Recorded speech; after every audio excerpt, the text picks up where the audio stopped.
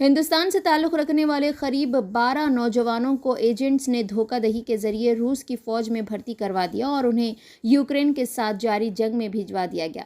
इन नौजवानों में हैदराबाद के रेड हिल्स इलाके से ताल्लुक़ रखने वाला नौजवान भी शामिल है। इस नौजवान के घर वालों ने हुकूमत हिंद से ख्वाहिश की है कि वह नौजवान को फौरी बाहिफाजत हिंदुस्तान वापस लाए। इस दौरान सदर मजलिस बैरिस्टर असदुद्दीन ओवैसी ने प्रेस कॉन्फ्रेंस से खिताब करते हुए नौजवानों को किस तरह से एजेंट्स ने धोखा देकर रूस की फ़ौज में भर्ती करवा दिया, उसकी तफसीलात से वाकिफ़ करवाया और हुकूमत से मुतालबा किया कि वो इन नौजवानों की बाहिफाजत वापसी को यकीनी बनाएं।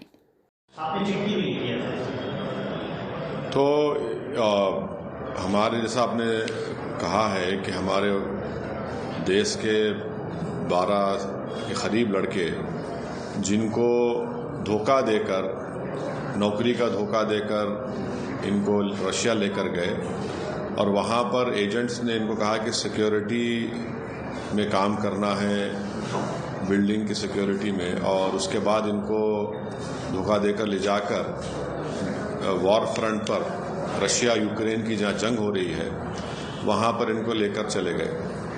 और इसमें तेलंगाना के 2 लड़के हैं, कर्नाटका गुलबर्गा के 3 लड़के हैं, गुजरात का एक लड़का है हेमल अश्विन भाई, कश्मीर के 2 हैं और काशगंज उत्तर प्रदेश का 1 है। इन पीड़ित परिवार के ज़िम्मेदारों ने मुझसे मुलाकात की तो मैंने दिसंबर के महीने में हमारे फॉरेन अफेयर्स मिनिस्टर जनाब जयशंकर साहब को लेटर लिखा।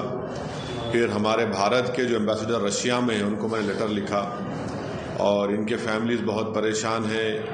और जो एजेंट्स हैं, इन एजेंट्स ने, एक एजेंट तो बैठा हुआ है दुबई में और उसका नाम है फैसल ख़ान और बाबा व्लॉग्स के नाम से वो एक चलाता है।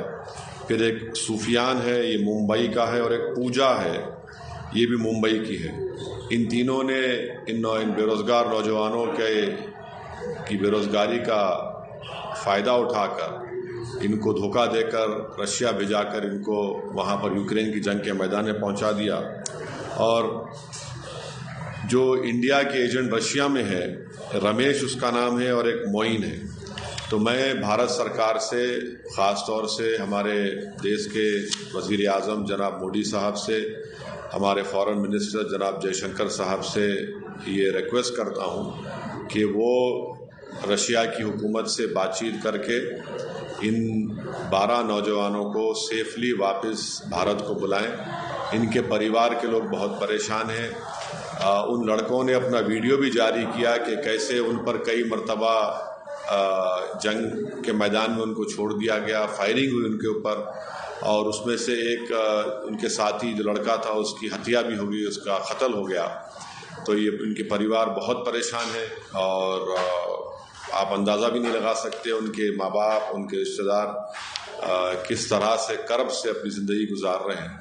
तो उम्मीद करता हूँ कि भारत सरकार फ़ौरन अपने असर और वसूक़ात को इस्तेमाल करते हुए रशिया की गवर्नमेंट से कहेंगे और इन नौजवानों को सेफली बहिफाजत भारत को लेकर आएंगे।